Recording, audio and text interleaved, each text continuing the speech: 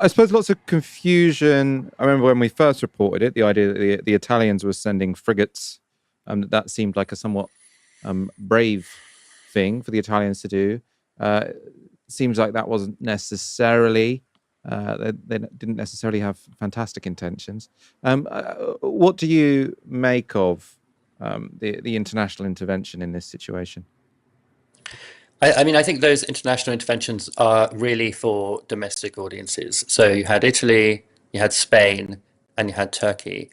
Um, the Italian case, they were quite clear from the beginning that they were sending along a ship to protect Italian citizens on board. And then we had, as I mentioned before, this announcement by Giorgia Meloni that the flotilla should turn back because it was putting peace at risk. They also offered, I believe, to take the aid for them and take it to Israel to be distributed to Gaza.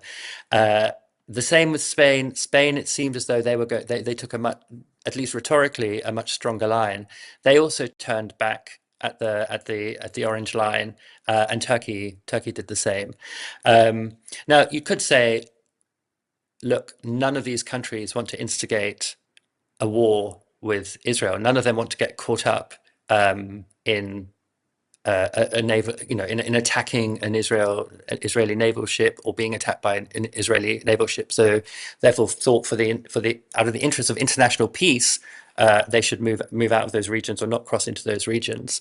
But the problem is, there is no international peace. There is a genocide continuing in Gaza at the moment. So, I don't think they ever had any intention of doing anything more than a kind of photo op, taking the flotilla along to the line, and then at the last minute trying to persuade them to turn back. And that was entirely for domestic audiences. They have to show that they are at least trying to do something to protect their citizens. Oh, sorry. Why didn't our government think they had to do something for their domestic audience? Because, if the Italians, if their intervention was somewhat for show, our government didn't even bother with that.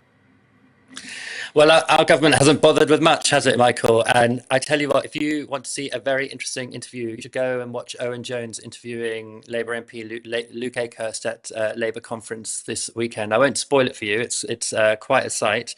Owen Jones asks him, presents him with the evidence of genocide, presents him with scholars, the UN, etc. And Akehurst just sort of says, "Well, I don't believe it, and neither does the British government." And Owen presses and presses, and Luke Akehurst says, "Well, you've got your opinions and I've got mine." And Owen's like, "Well, I've got facts. What are your facts?" And then he storms off out of the interview.